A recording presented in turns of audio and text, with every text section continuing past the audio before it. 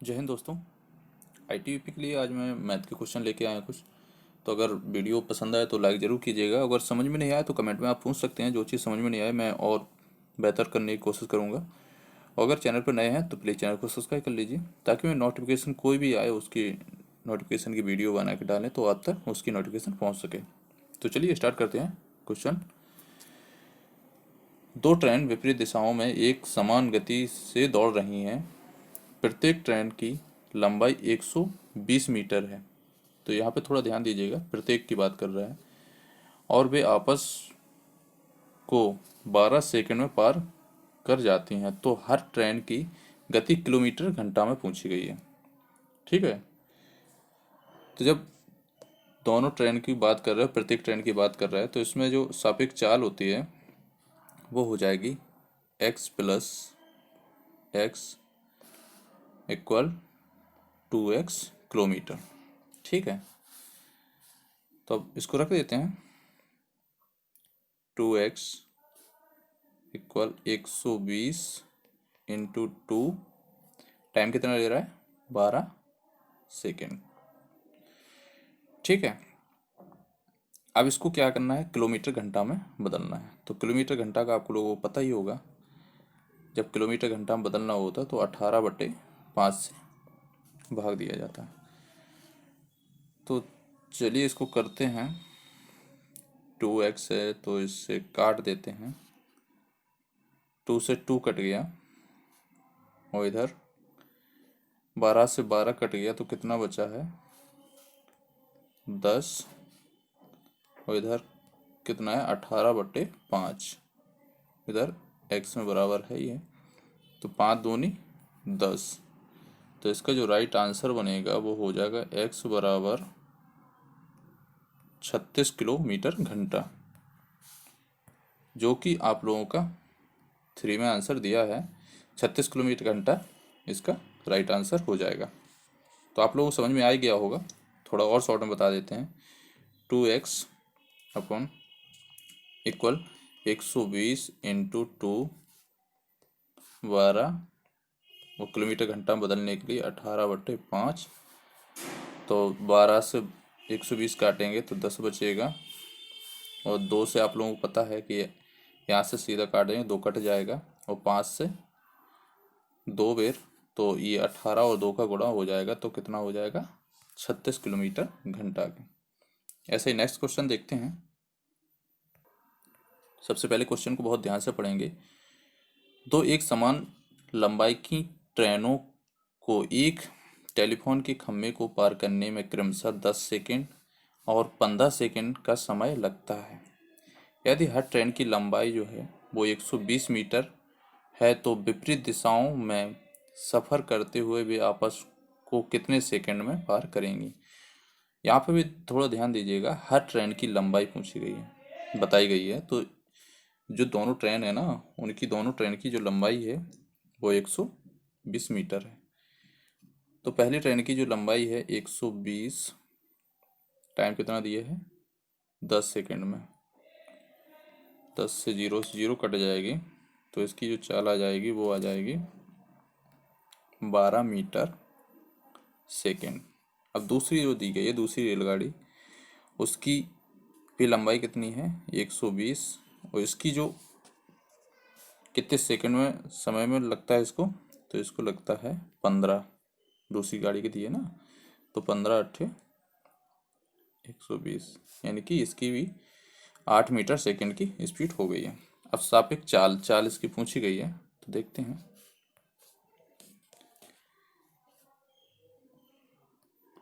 12 plus 8 कितना हो गया? 20 मीटर सेकंड। एक दूसरे को पार करने में जो समय लग रहा है, अब दोनों ट्रेनों की जो लंबाई कितनी हो रही है? 120, और 120 कितना हो गया? 240। और जो समय कितना निकला है वो निकला है 20। 0 से 0 कट गया, 12। तो इसका जो समय आ जाएगा वो हो जाएगा 12 सेकेंड। तो कितना समय लगा है एक दूसरे को पार करने में? 12 सेकेंड। का जो राइट आंसर 2 हो जाएगा। नेक्स्ट क्वेश्चन देखते हैं। ये तो समय इसलिए लग रहा है आप लोगों को समझाने, वरना तो क्वेश्चन तो सेकंडों के हैं ये सब। नेक्स्ट क्वेश्चन देखते हैं। क्वेश्चन दिया है 84, निम्न में से किस में अधिकतम भाजक है। तो भाजक निकालना आप लोग जानते होंगे। जैसे कि पहला देखते हैं, अधिकतम पूछा है तो चार में से एक तो आंसर होगा ही इसका। तो 372 जो है, 372 को भाजक में करेंगे 6 इंटू 62। और दूसरा देखते हैं, दूसरा है 205 बराबर 5 इंटू 41। तीसरा देखते हैं 235 जो है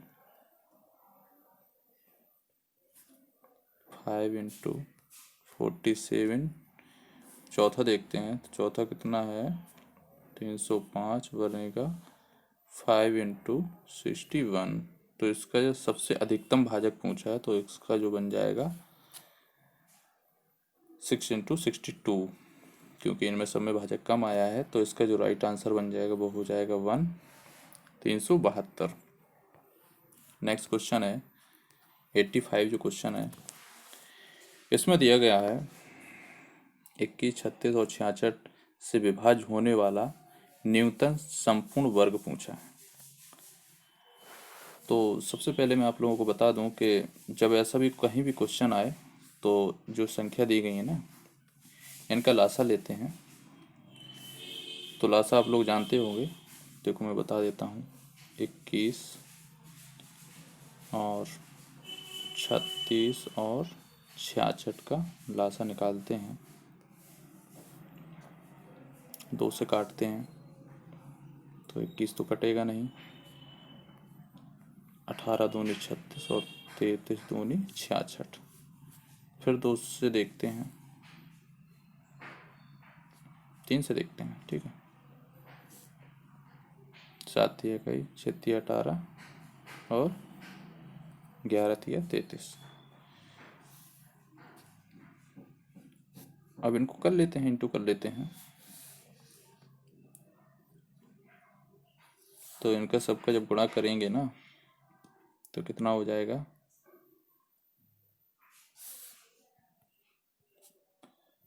21 44।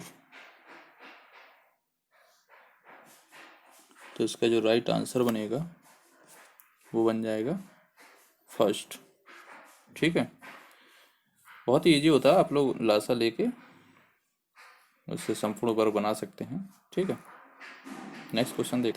जैसे कि ये क्वेश्चन है 88, एक समान सरल ब्याज दर से 5 वर्ष में एक राशि 9,800 हो जाती है और 8 वर्ष में 12,005 होती है। तो वार्षिक दर पूछी गई है। ठीक है, कोई दिक्कत नहीं है।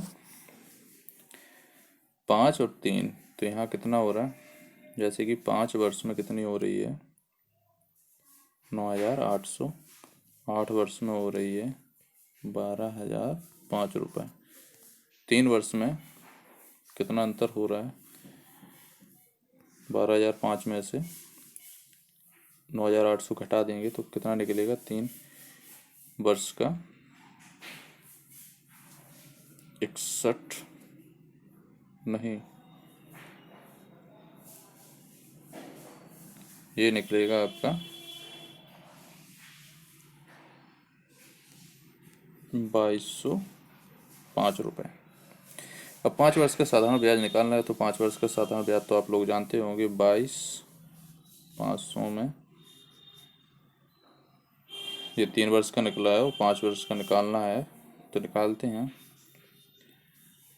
7 या 21, कितना बचा, 1 10, 3 तेरह को 9, 1 15, 5 का गुणा करेंगे तो ये कितना बन जाएगा आपका 3675।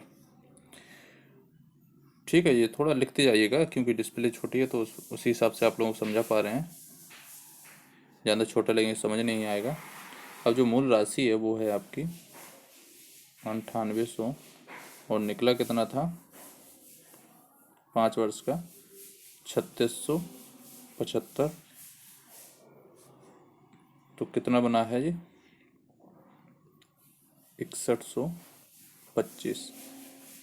दर पूछी है तो दर आप लोग जानते ही होंगे, दर बराबर ब्याज इंटू 100 और अपॉन में समय इंटू मूलधन।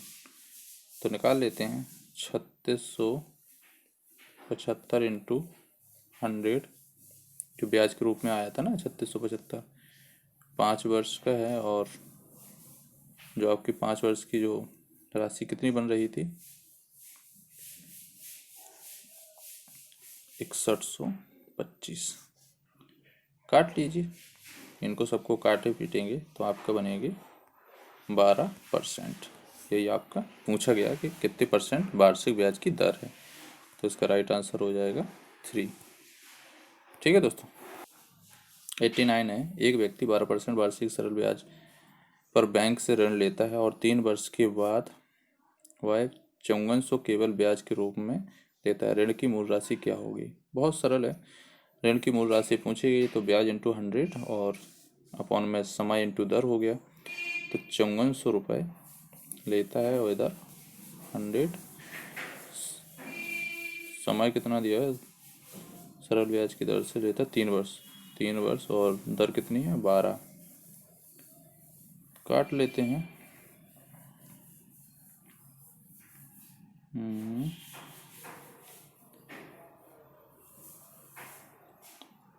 27, 0 और 6, 9 तिया 27, 15 छक्का 90।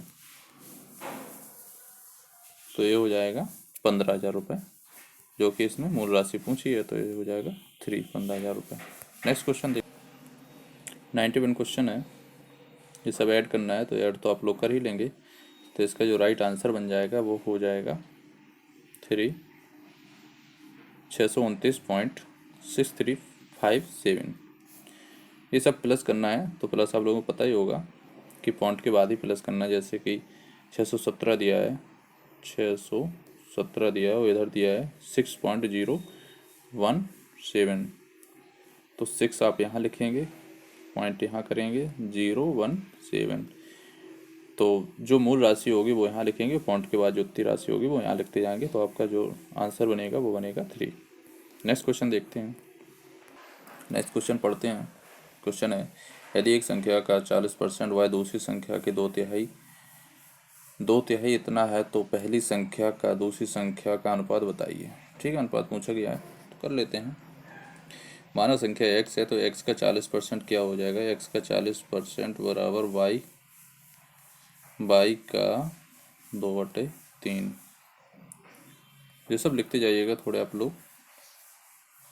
x इंटू 40% बराबर 2/3, 0025। ठीक है, 2x/5 इक्वल 2/3। ठीक है, अब इनको पलट लेते हैं। जैसे कि 2x/2y इक्वल 5/3। ठीक है, x/y 5/3, 5 अनुपात 3। ये आपका आंसर आएगा। इसका आंसर जो होगा वो हो जाएगा 3।